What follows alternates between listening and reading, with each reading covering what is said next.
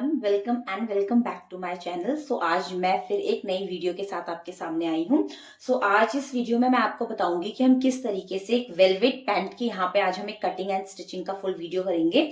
यहाँ पे मेरे पास वेलवेट का तकरीबन 2.25 मीटर फैब्रिक है। यहाँ पे सेम मैंने यहाँ पे उतना ही मैंने लाइनिंग भी लिया है। इस पैंट को हम लोग एक तरफ से इसे हम पॉकेट वाला बनाएंगे और दूसरी साइड से इसमें हम जिप लगाएंगे। तो यहाँ पे मेरे पास मैचिंग की जिप भी है। जो आपका लाइनिंग का पीस है उसको अच्छे तरीके से वॉश करके आयरन कर लेना है और इसको आपने लेंथ वाइज रख के फोल्ड कर देना है। तो आप इस तरह यहाँ पे आप देख सकते हैं कि मैंने फैब्रिक को लेंथ वाइज फोल्ड करके रख दिया है। ठीक है, अब आपने सबसे पहले इसमें हम लोग लेंगे, जो मैं आपको इसमें मेजरमेंट बता देती हूँ। जो इसमें हमें रेडी लेंथ चाहिए वो हमें चाहिए 38 इंचेस। इसमें हम लोग रेडी लेंथ रखेंगे। 2 इंच की हम ऊपर इसमें बेल्ट रखेंगे। जो इसमें हमारा हिप राउंड है वो है 36 विदाउट लूजिंग। थाई है इसमें हमारे 23 और जो हमारा घुटना है इसमें नी जो है हमारा वो है 18 और बॉटम हमने इसमें रखना है 15 इंचेस में। हम तैयार इसमें बॉटम रखना है। ठीक है, राउंड में।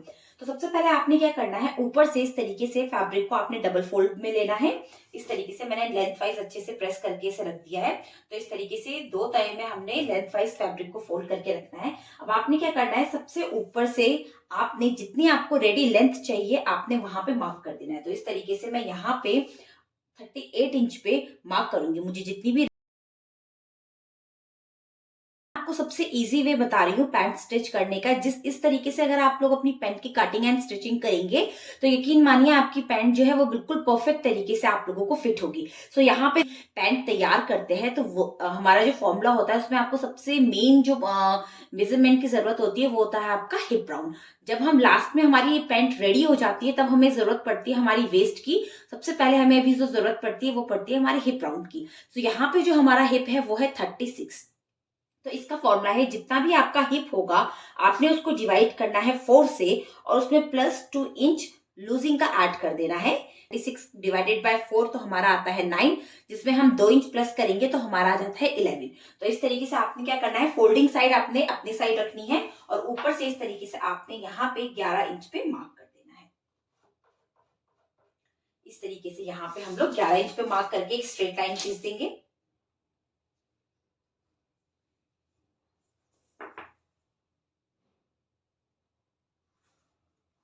3 - 1 जितना भी आपका हिप होगा आपने इसको डिवाइड करना है 3 से और उसमें माइनस कर देना है 1। सेम यहाँ पे हमारा हिप मेजरमेंट है वो है 36 डिवाइडेड बाय 3 तो ये हमारा आ जाता है 12। माइनस करेंगे हम उसमें 1 तो ये हमारा आ जाता है 11। तो जिस तरीके से आपने 11 इंच पे अपनी वेस्ट रखी है सेम उसी तरीके से 11 इंच पे आप अपना यहाँ पे क्रॉस एरिया भी तैयार करेंगे। तो इस तरीके से मैंने यहाँ पे 11 इंच पे मार्क कर दिया है। यहाँ से भी आपने 11 इंच पे मार्क करके यहाँ पे भी आपने एक स्ट्रेट लाइन खींच देनी है।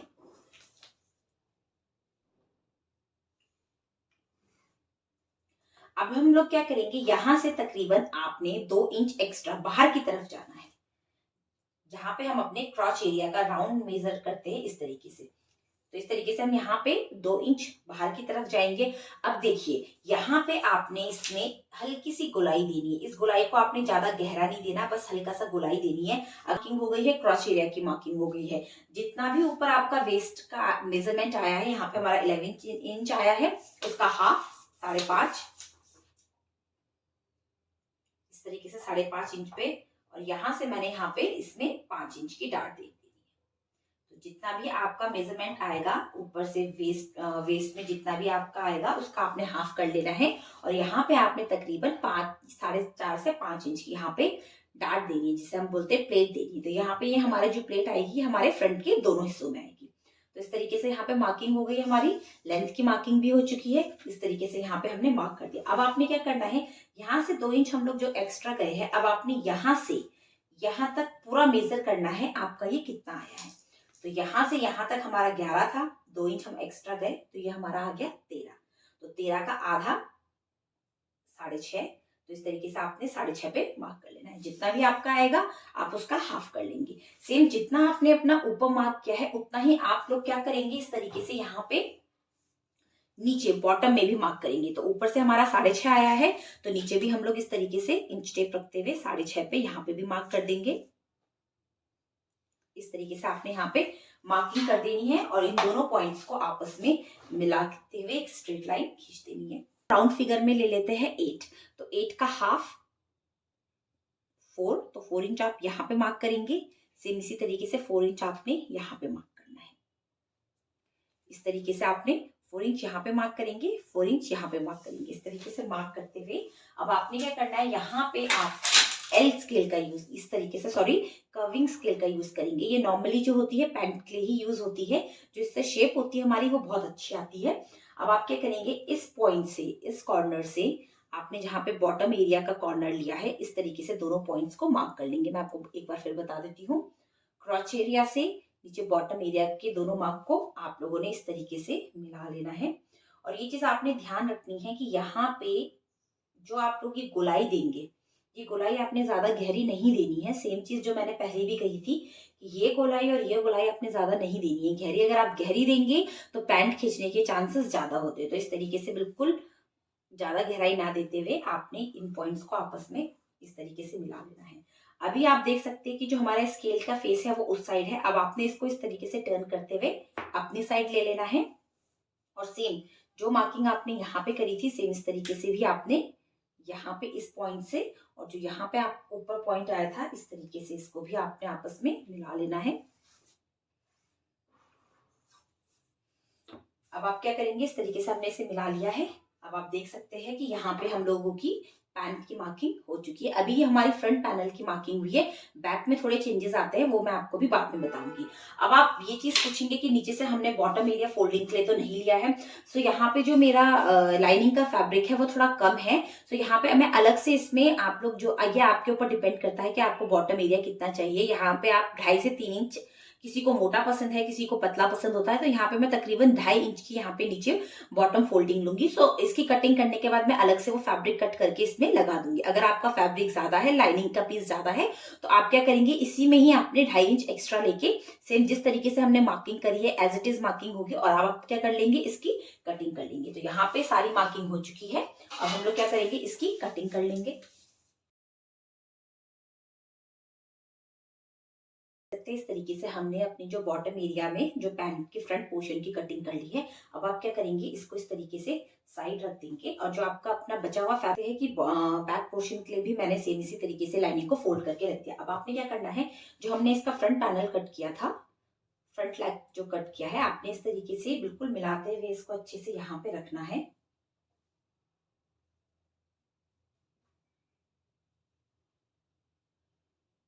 बिल्कुल अच्छे से आप मिला लेंगे।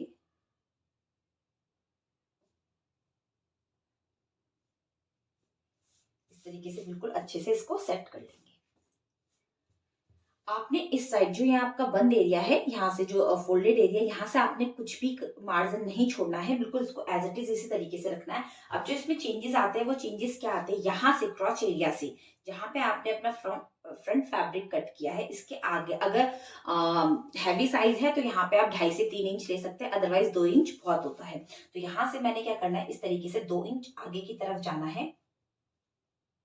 और यहाँ से भी आपने 2 इंच आगे की तरफ जाते हुए एक बॉक्स तैयार कर देना है। तो इस तरीके से यहाँ पे एक बॉक्स तैयार हो जाएगा।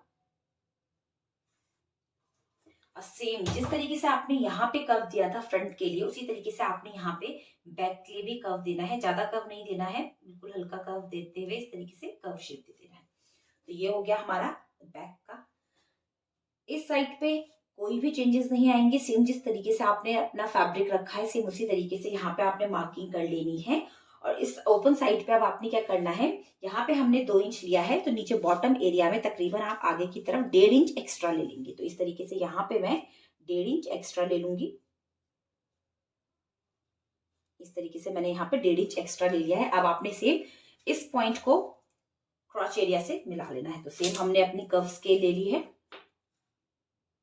इस तरीके से रखते हुए दोनों पॉइंट्स को हम आपस में मिला लेंगे। तो आप यहाँ देख सकते हैं, इस तरीके से हमने यहाँ पे इसकी मार्किंग भी कर ली है। तो इस तरीके से यहाँ पे फ्रंट की भी मार्किंग हो चुकी है, बैक पोर्शन की भी मार्किंग हो चुकी है। अब आपने सेम एज इट इज रखते हुए इसकी भी कटिंग कर लेनी है। जिस तरीके से आपने अपना लाइनिंग कट किया है, सेम इसी तरीके से आपने अपना मेन फैब्रिक भी कट करना है।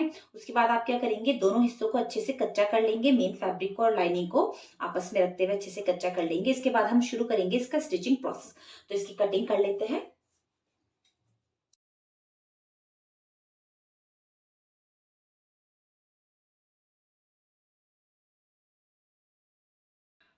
सो यहाँ पे आप देख सकते हैं कि जो हमारा मेन वेलवेट का फैब्रिक है, सेम उसी शेप में मैंने यहाँ पे जो हमने लाइनिंग कट करी थी सेम उसे रखते हुए हमने अपना मेन फैब्रिक भी कट कर लिया है। और इस तरीके से यहाँ पे आप देख सकते हैं मैंने अभी इसे चारों तरफ से कच्चा कर लिया है। तो इस तरीके से फ्रंट के हमारे 2 पीस हो गए और बैक में भी इस तरीके से हमारे यहाँ पे 2 पीस है। तो इस तरीके से हमने यहाँ पे इसे कच्चा कर लेना है।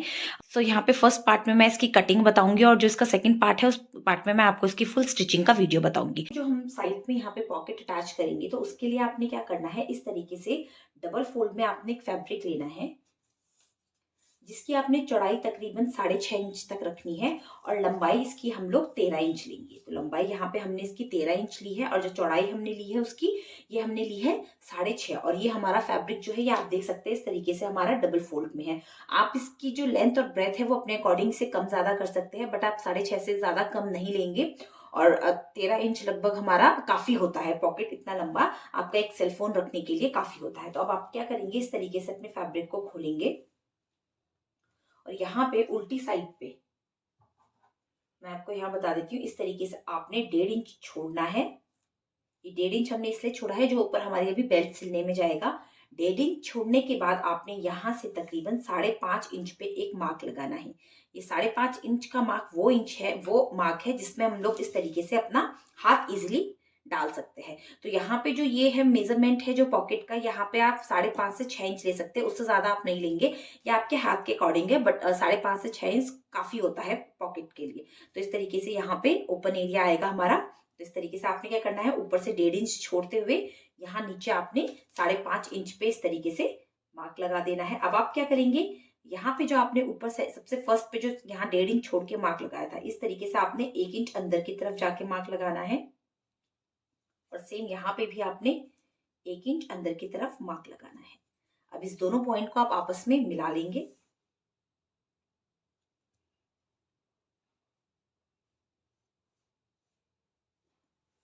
तो इस तरीके से हम लोग यहाँ पे इस पॉइंट को मिला लेंगे। ये आपको मैं भी सिर्फ एज अ रेफरेंस के तौर पे बता रही हूँ, जब हम इसका स्टिचिंग प्रोसेस करेंगे तो उस टाइम मैं आपको इसको अच्छे से डिटेल में बताऊंगी। तो इस तरीके से अब हम लोग क्या करते हैं, इसे हमारी जैसे मान लीजिए ये हमारी पैंट है, तो यहाँ पे हम इसका पैंट का फ्रंट हिस्सा लेते हैं। इस तरीके से हम अपनी पॉकेट को उल्टा रखते हैं और यहाँ से जो हमने मार्क किया है ऊपर से 1.5 इंच छोड़ते हुए यहाँ पे जो आपने मार्किंग करी है 1 इंच अंदर, फिर आपने यहाँ पे 5.5 इंच पे जो मार्क किया है और 1 इंच बाहर की तरफ, यहाँ पे हमने पक्की सिलाई लगा के इसको कट कर देना है। और फिर ये कुछ इस तरीके से आपका फोल्ड होके आता है। इस तरीके से आपकी पॉकेट अंदर की तरफ तैयार होके आती है।